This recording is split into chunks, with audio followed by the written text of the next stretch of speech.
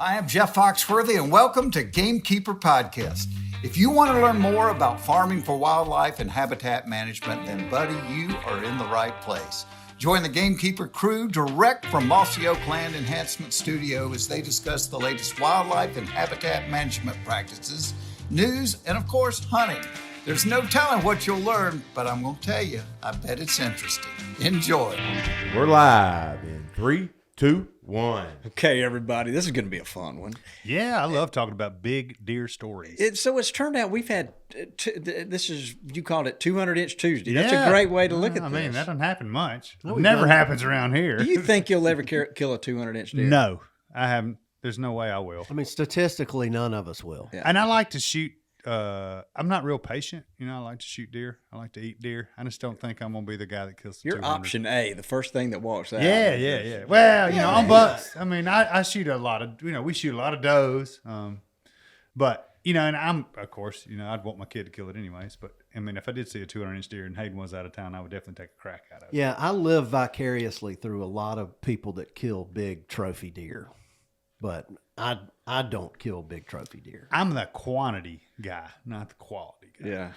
Yeah. I'd like to think that I could hold it together, but when I look at some of these deer, like the one that Jeff Lindsay just killed, I think I might fall apart. I would fall apart.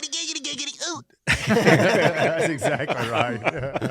Oh, Richie's awake over there on the board. Yeah. Bobby, Excited I to think there is a chance that you will kill a 200-inch deer someday. I don't. He deserves it. I truly believe that. He deserves it. 170 was what I would love to kill a true Boone and Crockett. Well, I'm going to give you some accolades because you have consistently killed mature whitetails in Mississippi for as long as we've been friends. But they're not very big, though. But, I mean, for Mississippi, you're killing 5.5, 6.5-year-old, 130-inch 8 points are high quality deer here. I mean, so. Well, thank you, man. I mean, they are. I'll argue it with anybody. Does the 160 ever pop up around here? Yeah. But, I mean, it's not, to consistently kill mature whitetails in Mississippi is a tough thing. So yeah, it is. It is.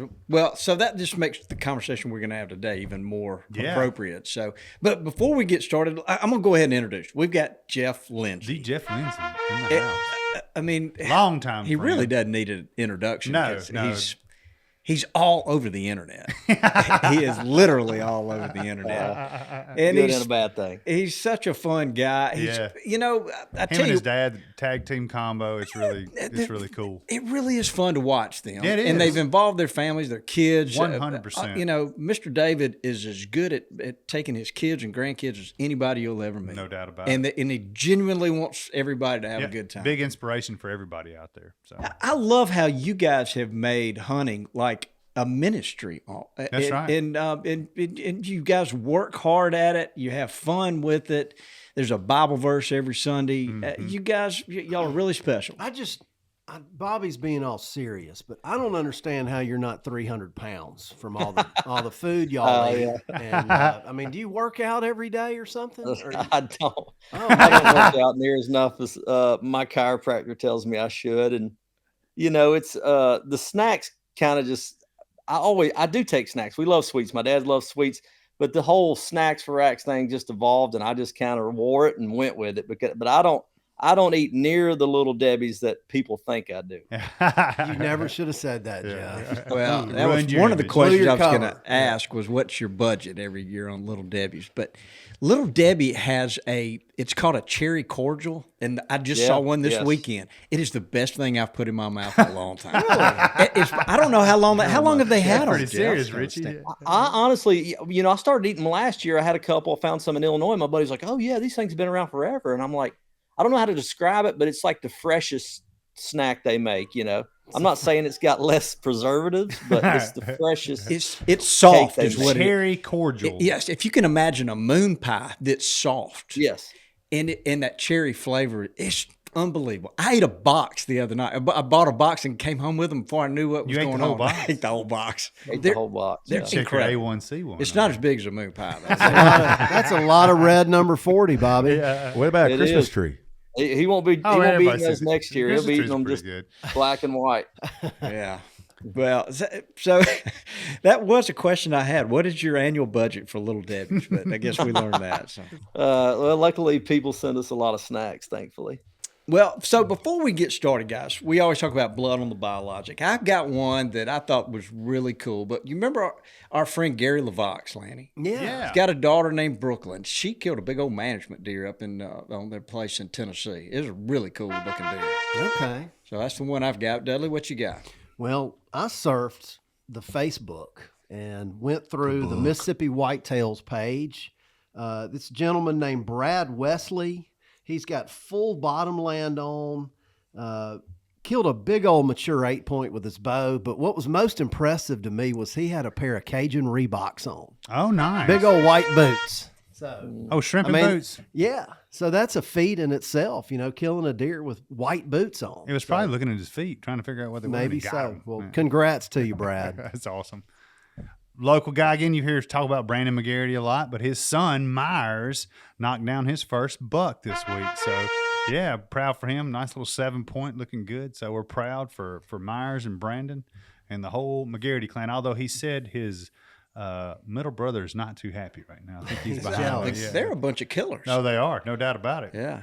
Hey, I want to look over here. Richie, what about any of the Davenport youngins? Are they in line to kill anything? Well, we're working on it, but sometimes these other Christmas activities kind of get in the way sometimes. But yeah, we're working on it. We're planning to hit the woods hard over the holidays. A lot of There you band go. recitals. Well, we're kind of done with band right now. We've gotten into volleyball, travel volleyball, and Travel volleyball. so that's kind of taking up some time. And that does take a little time. Anything with travel in it. Yeah. So, Yeah. but Yeah. So we're getting there. Hopefully, we'll have some Christmas music. From the. Possibly, maybe. Yeah, maybe, Okay. maybe we have pulled up something from the archive. Though. Yeah, I, think we should. I recorded some last night. From Have you got a new might album have- coming out? Starkville Junior High. You might have to share that with us. Okay. Yeah. Yeah. Okay. Let's turn around and Sorry get about serious. that. Yeah. So let's look at Jeff. Where is Jeff? Jeff left. now. Jeff, a couple of nights ago, this picture pops up in Oh my goodness! and it's I don't know how to describe it, Jeff. I'm not It's a even good- giant whitetail. It's I know how to not describe just it. it's not just a 200-inch deer. No, there he's is something about colossal. this deer. Look at his brow tines. It's incredible. It is And incredible. then look at that smile he's got on his Well, I face. mean, how could you not He smile? looks if you're holding that thing? possessed. Yeah. What a deer! All right, Jeff, you start at the beginning. Tell us this story. Well, it's Illinois. It's Pike County, Illinois, or Spike County, Illinois, as Hey. a lot of people refer to it. It's a fun county to hunt. I bought this farm 11 years ago in October. The bottom of the market. I never could have afforded this thing, any other time. But when things got bad and nobody had any cash or whatever, I had another farm that I had bought a couple, probably 4 or 5 years ago in Illinois, and I had swapped. I 1031 that farm. I was able to sell it, made a little money on that one, and flipped it into this farm, and didn't have to put any money down. The way the bank had it structured, and it was meant to be type deal. Yeah. It's a beautiful farm, and it had been outfitted since like the 70s. It's probably one of them where the heart of outfitting started in Pike County, Illinois, Carter's Lodge. I don't know if you guys remember that, but this was I their do. home base. And they killed 30 to 40 bucks off this farm every single year. And they killed some really good deer. They had it from the start of Pike County when it was as good as it ever was. And then when I got my hands on it, it was, Pike County had been, hit with EHD probably a couple times, but mainly it just overhunted, mainly from outfitters.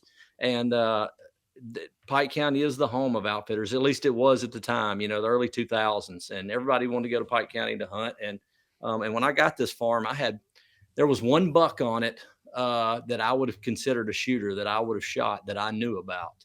And he was like 140 inch 9-pointer. And besides that, that was it. There was not a buck that you'd even look twice if he was on your trail cam in Mississippi. It was pretty thin. And I just said, man, we're going to practice trigger management. We're going to stick to the plan here.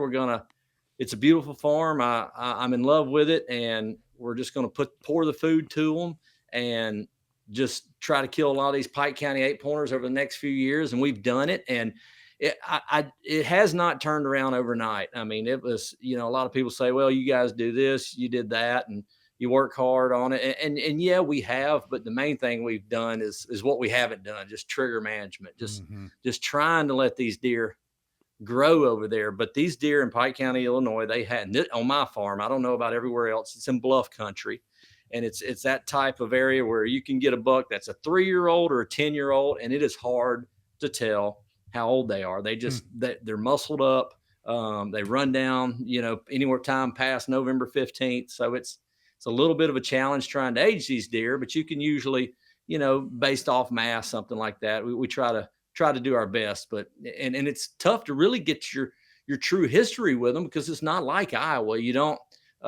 You can't go and put out minerals or feed or anything like that in the summertime and see what you got. You just they have to walk through a fence gap. We do, or a little trail. We do a ton of mock scrapes from July to the end of the year. That's how we get 90% of our buck picks. And, this farm, I can honestly say it is just slowly, gradually gotten a little better every year. That age class has gotten a little better every year.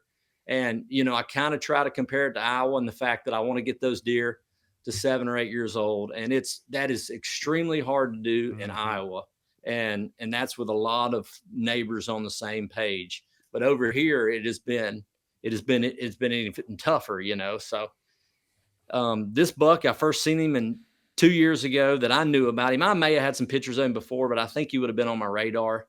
I had a guy message me this morning that he says he passed this deer twice at 3, and I told him thank you. He said he had a lot of points then, but when he was 4, he came out on me in a biologic radish field, and it's a clip that I've used a lot. He was a beautiful buck. If y'all seen it, you would remember it. He had 19 points. I think he was 4 then. I mean, he could have been 5. He could have been 3. I don't think so. We just don't see 3-year-olds with 19 points. And he come out 17 yards, and me and my cameraman at the time, who was Cole, same guy who's my cameraman now, but not on this hunt. But we're like, oh my Lord, what deer is this? There is no way this deer is any older than 4. This deer is going to be a mega giant. And we just knew it. He just had the points because deer, like you say, you got 200s, you got big frame deer, but rarely do you get deer that just got mass, big frame, and then a lot of points. And when they got all those points, they just add up quick. And so that started kind of my obsession with this deer, but it wasn't really an obsession to kill him, if that makes sense. It was more like I've been stressed out for 3 years, kind of low key, that somebody else was going to get him, or he's going to get poached, or he's going to get hit by a car, EHD. There's just so many ways that these mature deer can die. Something's always after them. And especially there, I would think. Mm-hmm. Hey guys, listen up. Let me tell you about an awesome deal Springfield Armory is offering now through the end of 2024. When you purchase a brand new model 2020 Waypoint or Redline rifle, you'll receive a model 2020 Rimfire rifle with a black synthetic stock absolutely free. That's an over $400 value on the house. We love Springfield Armory and their top-notch products you'd be proud to hand down to your kids and grandkids. So why wait? Learn more about this incredible offer at GearUp2024.com. Springfield Armory. Defend your legacy.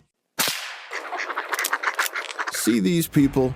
When the clock strikes 5, it's not the end. It's just the beginning. They have to do these things. They have to do those things. Enter the all-new LS Tractor MT2 and MT2E, a relentless force of innovation. Redesigned with a new hood and cab built for comfort and visibility, with enhanced lifting capacity to get the job done. Making these people the ones everyone else calls those people. Visit your local LS Tractor dealer today. A lot of guys from Mossy Oak have hunted this farm. We've been able to add to it a little bit over the years, and it's a good place, and been able to share it, and had a lot of great memories up there with a lot of good friends. And so last year, I can't wait to see what he's going to be. And last summer, I started getting pictures of him, and he was bigger. You could tell he was a little bigger, but if he was, and I don't have his sheds or nothing off any year, because he did not live entirely on me. He had a extremely large home range. And so he was 5.5, we thought, last year. And there again, he didn't really look it. He looked like he was probably, 3 or 4 just based on his body. And then once it got towards the rut, he beefed up a little, and you could tell he was probably a 5-year-old deer at that time. But going back to my previous, point, they're just tough to age based on body weight over there. And I never seen him. I got a few pictures of him last year.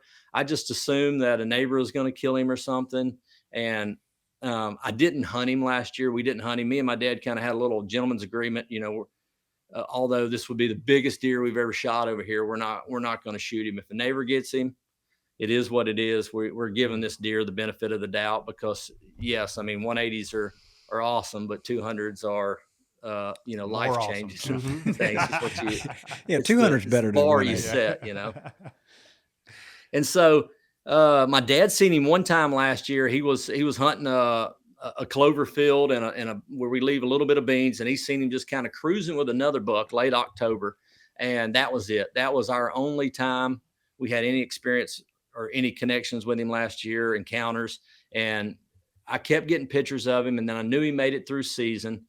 I could tell, and I was like, man, this is good. I'm like, next year could be the year, and then the good Lord blessed me with a guy up there named Brent Jordan. He's a fire chief, kind of a farmer who moved up from Atlanta. We met on Facebook, talking about a lot of deer that had died of EHD that summer. And thankfully I didn't really lose any on this area. I did lose some on the north side of the farm, but me and him just started talking. Next thing you know, he starts helping me, move cameras, do a little TSI work, stuff like this. It was just a few hours a week, but we became really good friends. And he was, trying to learn my farm in the off season, just kind of really trying to take this farm to the next level, because I mean, while it's a great farm, it's kind of the redheaded stepchild to Iowa, because that's just how we do. We're just, Iowa's the bread and butter. So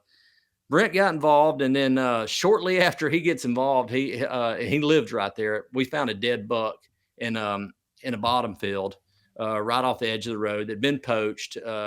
Found a bullet hole in his foot of all places, and he couldn't figure out exactly how he died, or where he got shot. We knew he'd been poached, but his head was cut off.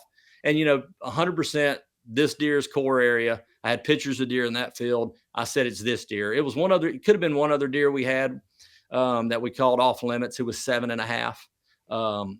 But I just knew it had to be one of these 2 bucks. Then there was some rumors. One of the poachers in town had been bragging, hey, he shot a big buck over on that south road. And so I just assumed it was him. And then when he showed up on trail cam this year, I was like, oh my Lord, he didn't die. Yeah. It's a Christmas miracle here. He hadn't died, and he's alive, but his frame looks smaller. I know I'm telling you that just based off the first card pull Brent it was over there, and he just pulled some cameras that were not cell cams, sent them to me. And I don't know if it was just him taking pictures on his phone or what, because usually when you take a picture of your phone off a computer screen, it looks like a giant. But this deer, I'm like, good Lord, we're in a mega drought over there. So I said, this deer just didn't do anything. His frame to me looked like he got smaller. He may have a few more points, but honestly, I was just kind of disappointed off those first pictures. And I let that get in my mind and just said, I'm not shooting him this year. I wouldn't be happy with him. I feel like, one of the things I like doing on deer, it's just me personally. I don't try to push this on anybody else. It's probably a fault of mine, but I like taking deer out on the top. And that very rarely do you get that magical, age when a deer's the biggest he'll ever be. Now in Georgia, that's not the case. I mean, by the time a deer in Georgia is 7 or 8 years old, he is washed up. And I'm sure it's probably similar like that in Mississippi, but in Iowa, where we have the opportunity to let them go and manage a larger tract, 7 or 8 years old is what I try to get them to. And because of that, I said, man, I want this deer to see 7. I think he's close to 200, but I know one more year he'll be 200. And that was just what I had in my mind. And I knew my neighbors were trying to hunt him, and they actually shot another one of the deer that we were kind of after. We had 3 really good ones this year, and he was 187-inch 10-pointer, really big 10 with a split. And I just figured that deer would would succumb that way if he didn't die of poaching or whatever. But he didn't. He made it through. I'd get the occasional picture of him, every 2 or 3 days, just enough to let me know he was alive. We hunted there late October. I didn't even see a mature deer there in late October. We had decent weather. My dad didn't hunt with me this year. It was just me and another buddy. And I mean, it was tough. I hunted this deer's area because I wanted to get a look at him, but I 100% was not keyed in on this deer like I'm going to shoot him. I'm just, hey, I want to see him.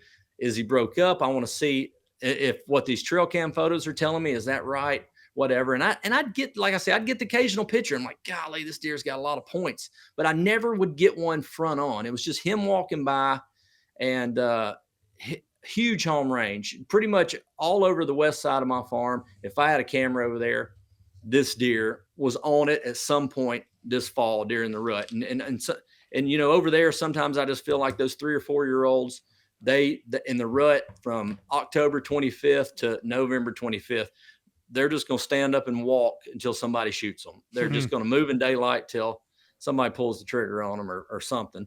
And so the night before, we're at the Mexican restaurant in town eating with a couple of my buddies, and my dad's there. He just got in town, and I was looking at some pictures, and I had a picture of this deer that morning before, going through some cards. And I was like, man, this, he's still alive. I hadn't had a picture in about a week. I said, I knew he'd made it through the first gun, but I said, man, he's still kicking. He's moving. It was 8:06 in the morning, which for late season, it's past Thanksgiving, for us in the Midwest, we just about quit hunting in the morning. The juice is just not worth the squeeze. It's kind of like early season. You're doing more damage than good, unless you got a spot you can slip in, slip out.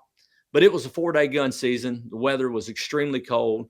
We're going to hunt. And I said, well, where he looked like he was coming up from the bottom fields, which are not mine. And I said, he's headed to some beans, what we call the kudzu field. So my dad has killed a deer there before. And I was like, my dad was going to go there that night and try to get a look at him. And at least that's what I was thinking. We didn't really have a game plan. We were just kind of hunting based off waiting to see what this weather was going to do. And so I go to another spot where there was this really big bodied 10-pointer who was by no means nothing the caliber of this deer, but he was extremely, he was 300 pounds back in October. And I just always wanted to get shoot that deer. And he was consistent, but I'd only, in this field that I went to, we call Showtime.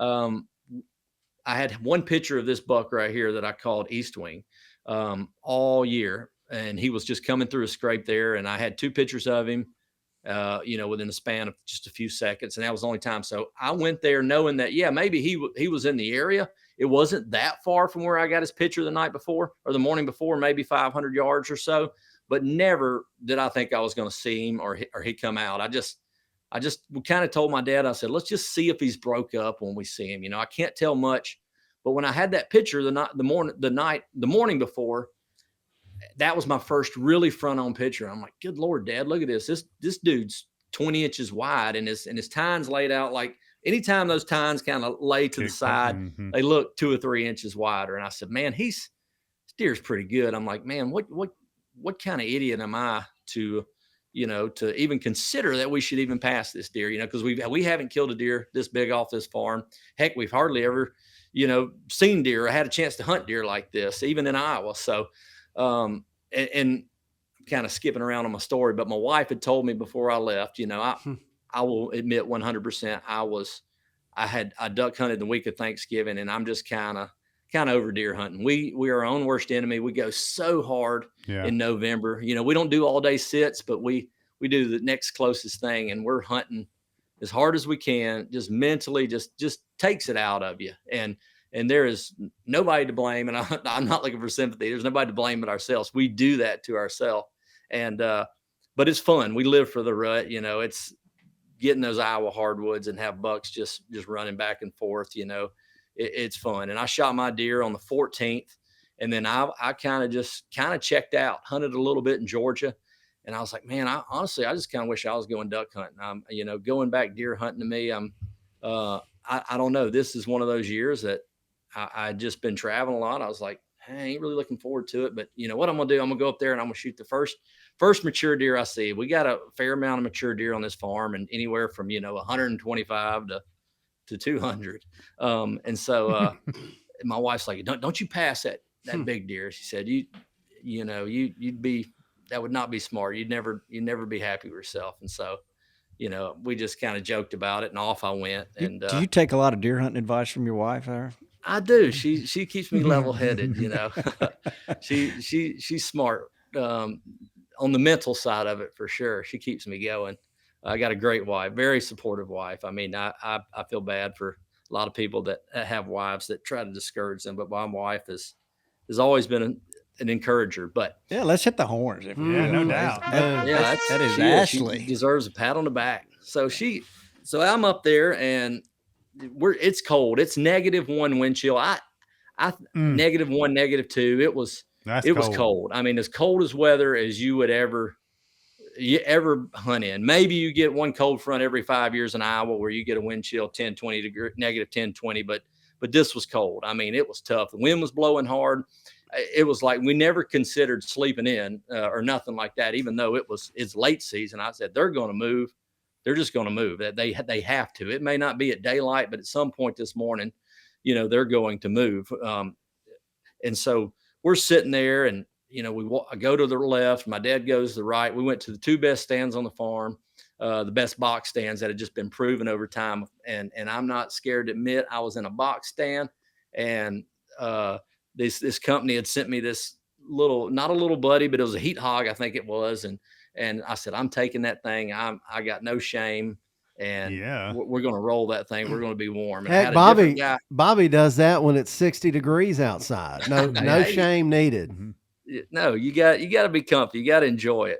That's all part of what keeps you in the stand longer. But I had a different guy filming me. Cole, I had tagged out in Kansas. This is usually the week I'm in Kansas. Kansas started on Wednesday.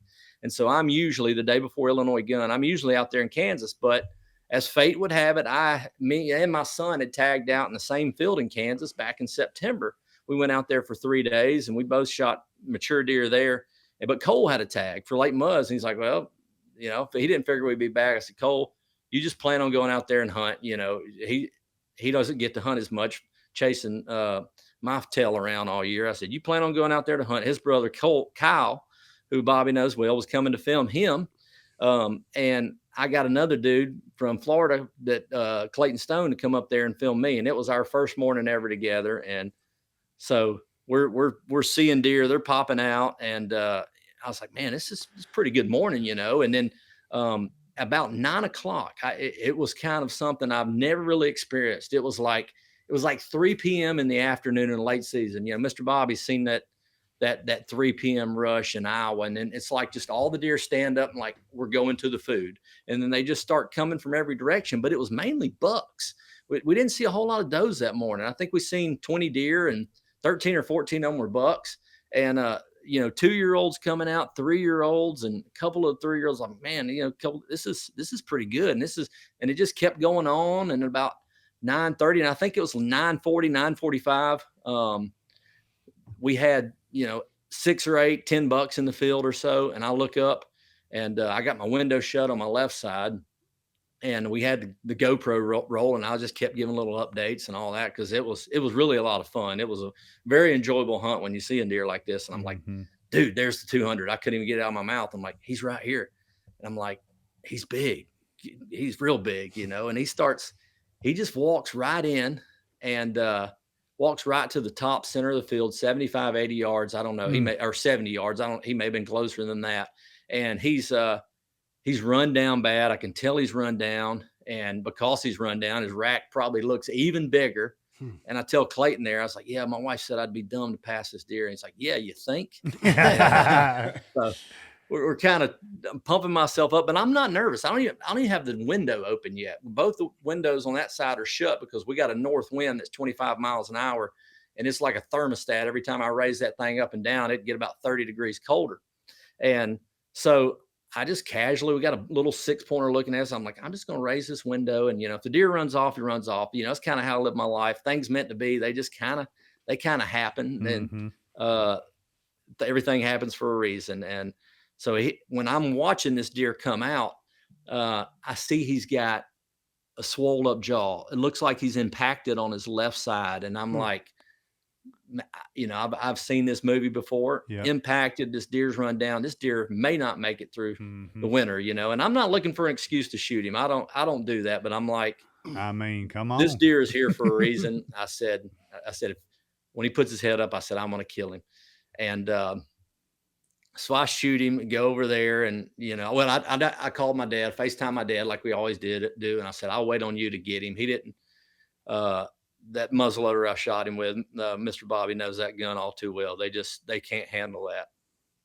And so when I go over there and look at his face, and I'm like, man, look at this thing swollen up. And I didn't see it, but Clayton said he was kind of taking his back leg and almost like scratching that spot. And so it turns out he's got this giant acorn in the side of his mouth that he couldn't get out. It made him look like he had an impacted or a broken jaw.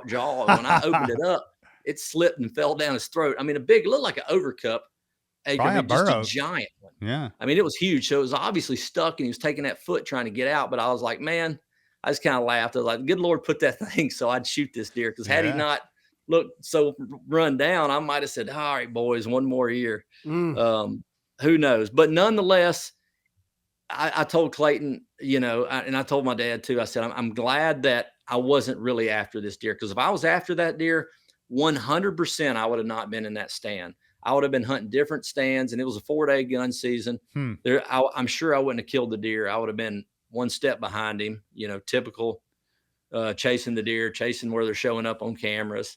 And but I said, because of where I wasn't nervous. He come out, and I was like, if he runs off, he runs off, you know, oh, well, but when I saw him, I was like, he's not broke up. And I was like, I told Clayton, I was like, and told my dad the same thing. I said, I know we wanted to get to this deer to 200, but he's 200 now. And he just, a lot of times, you know, they look bigger on trail cam and when you shoot them, it's like, well, dang, I must've been too excited or something. But this deer he was way bigger in person. He had, you know, big gnarly bases. And as you can see from that picture, you know, it was like both of his brow tines were like main beams. Unreal. They almost had like G2, G3, G4. Yeah. Both of them stepped down. And the same thing on his G2s. It's like he had 6 main beams. His G2s are going up, and it's like they had 2s and 3s coming off them. Yeah, they're split. And just extremely unique, you know. Maybe one day I'll kill one bigger. That's what my buddy kept telling me. He's like, you may kill one bigger, or you have killed one couple bigger, but you'll never. None of them this unique. None of them have this much character going on, you know. I'll venture to say that's the prettiest and most unique 200 plus deer. It's gorgeous. I'm going to agree with you. The brow tines, the splits, he's just got it all. Yeah, the brow tines do it for me. It's just so unique. Yeah, I just can't figure out why you were even thinking about passing this deer. Honestly, when I got over there to him, I just felt it was great because it kind of humbled me down. You know, just like, man, you're an idiot. You really are an idiot. You're so ate up with just growing these deer. And I told those guys the night before, I said, I'm really good at growing these deer on this farm. You know, just by not shooting them. I said, we're good at growing. Now, me and my dad, we just watch them, let them go. I said, but we haven't been good the last 2 or 3 years of killing them. I mean, we just hadn't. We were on a run there every year that when we first started that farm, you know, shooting a mature deer was nothing to it, but we were shooting the first, if he was at least 4 or 5 and he was an 8-pointer and he needed to go, we were taking them out. And then as the farm started getting better, we started having higher standards. And so we started getting a little pickier, and the pickier you get, the less options you got. And that's what we were doing. But well, I mean, you just getting him to that age. I'm disappointed that I would even consider letting him go, but I'm also, had I not done that, I'd 100%. If I would have been just targeting this buck, I would not have liked that person of myself. I've been stressed out the whole time, miserable dude, and then I probably would have. I wouldn't have killed him. Definitely not that morning. I wouldn't have. I mean, it's crazy. You know, Pike County is kind of like a mecca. You know, there's people from Mississippi, Louisiana, California. They all bought land in Pike County to chase this dream. Right. And it's also crazy to think, you know, this deer roamed, and how many wild. other people were probably hunting every day for that deer. A lot of them. a lot of them, and there's more of them are starting to come out of the woodwork every day telling me that. And, and it takes a village to raise a deer like this. These guys, I do know they were letting him go at 3. I don't know they were trying to let him go at 4 or 5, but they were after him, and he didn't, he didn't live on me by no stretch of the imagination. He was on me probably half the time. I had guys probably almost maybe a mile away from where I killed him at that I had seen a picture of, that they had him back in October. And I don't know how often they had him since then, or who had him in between. There's a couple of other pieces in between, but I do know there was a lot of trucks parked in those areas that this deer was, and the way those deer move over there, I know they had pictures of him. Hey, Lanny. Hey, Bobby. Have you ever wondered if your feeder went off, or if it's even got corn in it? Yeah, you sit there at night wondering about it. Moultrie has solved this. This is some high-tech stuff. Fits on any feeder that helps monitor the level of feed and lets you know if it went off or not. And you can remotely control it. Can I look at your feeder if we're on the hub? I really hope not, but we're going to have to talk to the guys at Moultrie about that. This is the biggest thing in feeders since corn. That's saying a lot. With Feed Hub, there's no more stressing, no more guessing. This technology allows you to remotely monitor your feeders. We always say feed safely, do it the right way. No doubt about it. To learn more about it, visit moultrieproducts.com/feedhub. It's a great invention. Unbelievable technology and products brought to us by our buddies at Moultrie.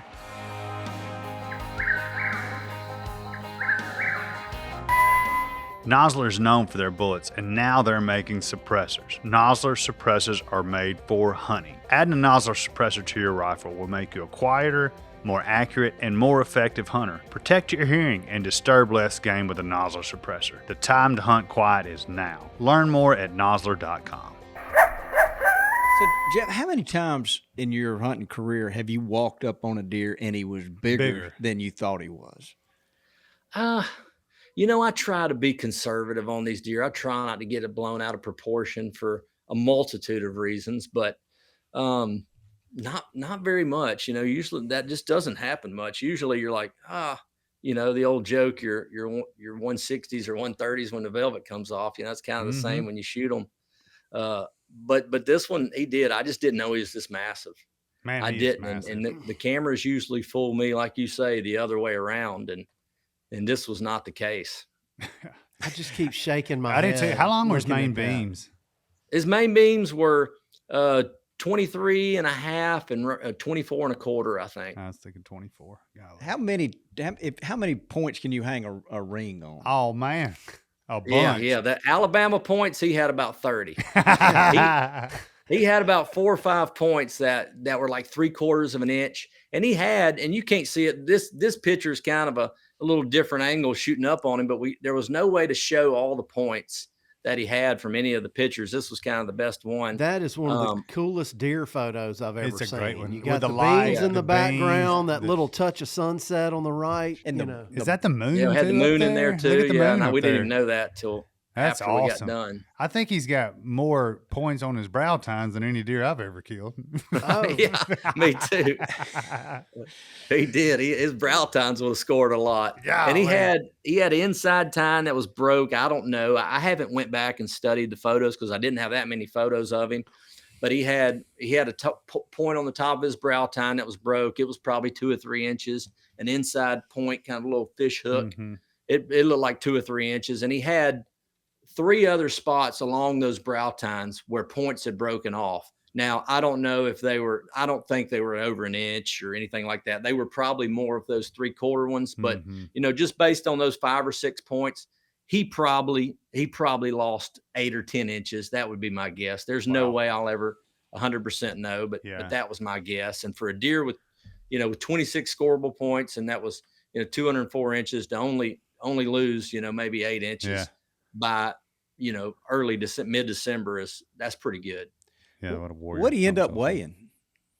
I didn't weigh him. He was poor. I'm not going to lie. If he would have, you could see his backbone. You could feel his backbone. He was probably, if he was any over 200, 200 pounds, I would be surprised. Hey, honestly. that ain't bad. An inch per pound. Yeah. Yeah. He probably scored more than he weighed. But he's never been a big body deer. He's one of those that he was just like, hey, all these beans and, all this biologic I'm going to eat, it's going straight to his, horns. It's not going to his body weight. He had to work to shed the velvet off of that thing. Man, what an Yeah, impressive that's a good animal. point. I hadn't thought about that. Yeah. That's the one you dream about right there. He sure is. No doubt about it. Jeff, one question I got to ask. How do you keep your windows from fogging up there when it's that cold and you got a heater running?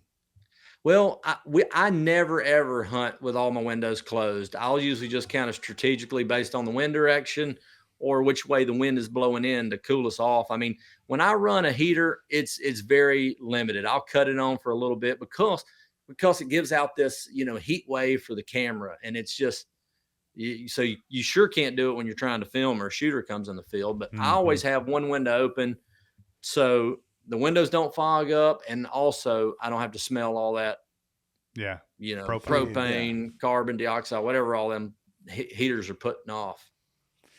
Wow. But I did see a company I seen them on Instagram and they messaged me and said, hey, we'd like to send you a couple of these called a blind window defogger or something. So they're sending me those. So I'm anxious to try those report out. that back to us. Yeah, I will. Bobby needs one of those. Mine fog up all the time. Yeah. You run that thing wide open in there. No, but I run it. He's running on high, huh? Oh yeah. No, he carries extra low. canisters with him. I do that. The worst sound in the world is when that thing starts going out. Yeah. And you're like, oh my God. I'm gonna freeze to death in it's here. done then. It's 45 degrees. I'm gonna freeze to death in here. Jeff, you've hunted whitetails in some great locations. Yeah. But what is it about what's about the zip code of Pike County that makes it so great? If you look on a map and you look where the Illinois and the Mississippi rivers come together, it just sits right there in that V. It's loaded with Indian artifacts. There's paleo artifacts that's been found off my farm. A guy showed me pictures of them, the first settlers in America. So it is just a place where obviously for that many, artifacts and settlers to have been, there's been game there a long time and a lot of big game probably. And, it's got great bottom fields. It's got these bluff hills. It's just the perfect storm. And, my theory or my thought is, if these deer could get the age, if the tag system was structured like in Iowa, or Kansas, one buck or, even Ohio, if it would be better than any of them because the genetics are there. They just are. Well, it's incredible. That deer, then you grew him. The photograph is just, it's one of the neatest photographs I can remember. It is. Yeah, just all the aspects of it. He did a good job. Yeah. He did. And it captures just the moment there. You can see it in your face. Just what a moment that is. Mm-hmm. Wow. It was. Yeah. A lot of things went through my head that day. Wow. Well, thanks for sharing that story with us. I'm sorry if it was lengthy, but I that's kind of all we got want. in depth in the weeds there, reliving it. No, look, and we're just so impressed with you and your dad and your family. And Cash is coming up. Looks like he's going to be just following in your footsteps. Yeah, he's ate up with it. Nah, that's cool. Yeah. Yeah, He's got a late season Iowa tag, so I'm always trying to, keep him in reality. But he's only 10, and he killed another doe last night. That was doe number 49. So next year he kills 50, and he's on a roll. He's well documented on all his deer kills, but now he's gotten into score, and that's a sensitive, scary subject for me because he's killed some good deer, but I've not purposely not let him shoot big deer, but I don't want to, I don't think I would ruin him if he shot a big one. If anybody's going to appreciate it, he's going to be him. But with his late season Iowa tag, he's like, Dad, I think I want to get a 170. I mean, why not? Yeah. Ashley's like, you ain't shooting no 170, boy. He's like, well, 200 comes out and I'm hunting. I got to shoot him. Yeah. And like, no, buddy, you ain't going to kill no 200 right yet. We've talked about, the special part of Pike County, and it goes back to, I think, to what Bronson says, that there's this magical latitude between like 40 and 38 where deer body size and availability of agricultural crops, just create the perfect scenario for growing big deer. And if you look at Pike County, it's right in there. Yeah, and those bluff soils called Lurse. I grew up calling it Lurse. Some people call it Loess, but it's old windblown soils. Yeah. Like glacial dust that blew in and Super fertile. landed on top of that delta soil and made these hilly bluffs. I mean, look at the beans in the Yeah. picture. You can tell that's not around here. yeah. Yeah. And my farm and Brent, the guy that's helped me on the farm, he planted those beans right there. Those were not the farmer's beans, but we also, we live and die by, we got a hog farm not far away. So they pipe that hog manure onto my farm, and it is a nasty mess. I hate that stuff. I feel like it ruins my hunting for a couple of weeks, but the natural fertilizer, I guess that is, just it makes them crops grow, and I know that translates to those deer. That's why its biologic looks so good. It's the hog farm, yeah. Lanny, can you tell what the moon's doing in that picture? That is a waning crescent, maybe. It's not much of a moon. Not much. Last quarter, you would call that? Yeah, maybe? close to a new moon. Jeff, congratulations, man. I don't think there's anybody that listens to us that wouldn't know about the Lindsay Way television show. No doubt about it. It's on the Outdoor Channel. It comes on at 7:00 Central Time. Is that right? I'm right about that because I watched that a lot. On Tuesday nights. Yep. I send you texts, and I just enjoy what you and your dad do and the way y'all portray. They are OGK, original Gamekeepers for sure from the get-go. I think a lot of your dad, Jeff. Yep. He's a great man. As I mentioned in Instagram earlier on your post, y'all create a lot of your own luck. Oh, 100%. You really do. Yeah, the way they manage and the way they approach it. And look, I mean, you heard him put the time in, Well, and I'll tell you one other thing, and don't want to gloss over this, but their wives, Miss Wanda, and that very supportive. The way that they support you guys, it's impressive. Yeah, we're big fans. Yeah, they're great. I got great women in my life, and now a lot of praying women. That a lot of good things happen to you, and a lot of people say comment on this thing, and I know it's kind of cliche. Oh, that deer is very deserving. I don't deserve that deer. I mean, I'm glad I got him. I'd rather my dad have shot him or my wife, but I just happened to be there and wasn't going to pass him. No, don't. No. So, Jeff, we don't do this for everybody, but we would give you a chance to try to stump us with a trivia question if you wanted to try. Yeah, I got a couple of them. Whoa. Here we go. Yeah. Uh-oh. Oh, man, you're going to mess our record up, Bobby. All right, here we go. We're 100%, Jeff. Nobody's ever stumped us. Really? Yeah. Are you serious? Yes. That's pretty close. I didn't want to get one so far-fetched that, I knew you couldn't answer it, but I got one that I think you'll know, and then one that there's no way you'll get. Well, give us the one you think we'll know, because we need to stay 100%. Yeah. Okay. Boone and Crockett, top 3 states for entry. What 3 states have the most Boone and Crockett record books that have been scored and entered into? I know Wisconsin's one. Wisconsin's definitely I think that's one. number one. I think Wisconsin's Dane number one. County, Wisconsin, maybe. Yeah, Wisconsin. I mean, I want to say, I said Wisconsin. Y'all are the other 2. I got It's that hard part right. not to say Illinois. It is, and it's hard to say Iowa too. And I think Indiana may figure and Indiana into this might figure in somewhere. there too. You're right, and Ohio's coming on strong if they're not there yet. But I'm going with Wisconsin for the number 1, and y'all can take 2 and 3. I think Illinois is in there. I would think so too. Texas could figure into this somewhere too. Yeah, it's a big state. But I don't know that I want to go Texas with my answer. But Indiana or Ohio probably plays in somewhere. I'm going to say either Indiana or Ohio. Okay. Well, that's look. You got the first one. I was not even going to have to say you had to get them in order, but Wisconsin's number 1. 100%. Illinois is 2. All right. Iowa is number 3. Okay. How about that? Didn't we say Iowa? I said Iowa, but you didn't say Iowa. Y'all were headed that way. Y'all were headed to. I was almost Wisconsin, nailed it Illinois, and perfectly. Iowa is what I was going to say, but I backed up on Iowa. I don't know why I backed up on Iowa. I guess because. But if you look at what's been killed over the last 5 years, I mean, you'd say Iowa and Ohio 100%. Yeah. We're close enough. We'll say we will. I'm going to give that 2 out of 3. All right. So what about this one that there's no way I we'll want the get? Let's try the impossible one. impossible one. Well, it's you've seen this deer on social media. You have. Everybody's have, and you've probably even heard.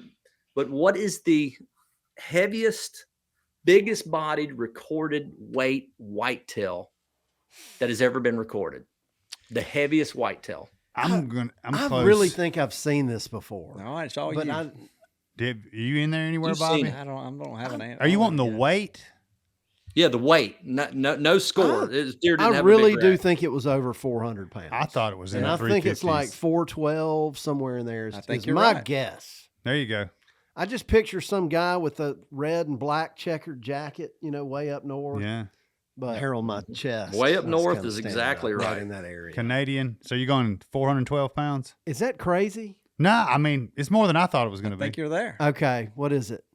It had a dressed weight of 431. Holy- wow. Holy So cow. they said, by the calculations, estimated the live weight was 540 pounds. Oh and he my was shot in gosh. Ontario, Canada. 540 pounds on. Now look, That really is a cow. I'd have to hunt that one hard. Look at that thing. Yeah, that's a true trophy. That's a true can you trophy. imagine the size of the back straps on that thing? Oh my Like goodness. an elk. I think I'm- I've killed elk that weren't 540 pounds. Yeah, probably so. Yeah, that's incredible. Jeff, we do appreciate all Yeah, that the appreciate Lindsay what you family do. does for hunting. You guys Yes, are sir. We appreciate y'all too. Yeah. We respect y'all a lot. And it's great to work with An awesome brand. well. I'm looking around the room. I do need to mention that the winter issue of the Gamekeepers. y'all. Look at those ducks. Talk It's- about greenheads. it's dropping in What the a mail. beautiful cover. Yeah. Yep, that's a good one. So hopefully you've subscribed and you get. We got a special going. Yeah, on right now you GK50 you can get 50% off a 1-year subscription. So check it out. 50% off. 50% off. That's pretty good. Whoa. Yeah. Did Bobby, we get that cleared with the boss? Well, you told us to do it. Toxie, where is Toxie? I don't know. Yeah, Toxie's been missing, Jeff. We're not sure where he is. So, all right, guys. Well, this has been a lot of fun, Jeff. Yeah, congratulations. Yeah. Awesome. Thanks again. Yeah. Thanks for telling us that story. Yeah. That was great. And let that boy shoot a 170. I mean, what's up with that? Yeah, if it comes out, if it's old enough, if it's old enough, he knows we hunt age. So we'll see. That's cool. How many Spartan cameras are you running now? I'd be embarrassed to tell you. Yeah. It's close. It's A lot. close It's to up 100. there. Well, we'd heard a rumor that you had 1,800. Is that true? No, it's probably we probably run 100 cell cams and 100 non-cell cams. I bet do you get tired of looking through all the pictures? I do. Yeah. 100%. Yeah. 3 years ago, I got burnt out, and my dad took it over like 2 or 3 years ago, and we figured it up how many million trail cam photos I was looking at every single night, and that was my life. That was when I got home.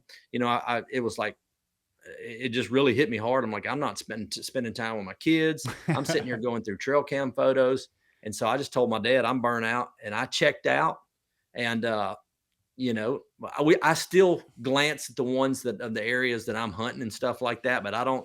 That's kind of my dad's thing now, and that was kind of what I brought to the table, and I have really kind of dumped it in his lap, but it was overwhelming. Yeah, I understand that. I can at 100 cameras, it would be because I can't even keep up with like 5 or 6. Yeah. Or Yeah, something's always going on. we need a Batteries, cards, sponsor or from. something. We need an Energizer. Get Greg on the horn. Yeah, we do. We need a battery. We need a sponsor. battery sponsor around here. All right, Jeff. We enjoyed it. Yeah, We sure thank you, did. Jeff. Come see us. Yes, Yeah, sir. you Thanks, guys y'all. have a great holiday. Yeah, Appreciate Merry you, Jeff. Christmas. Yeah. Yes, Yeah, sir. appreciate y'all. Thank you. Merry Christmas. Merry Christmas, sir.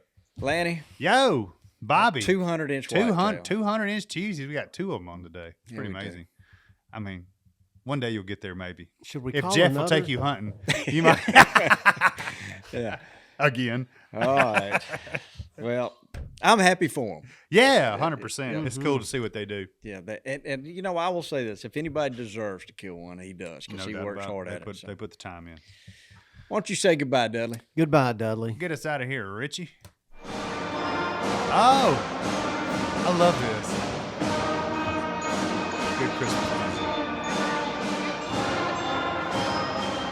Thanks for tuning in to this week's episode of the Gamekeeper podcast. And be sure to tune in again. Subscribe to Gamekeeper Farming for Wildlife magazine and don't miss the Mossy Oak Properties Fistful of Dirt podcast with my good buddy, Ronnie Cuz Strickland.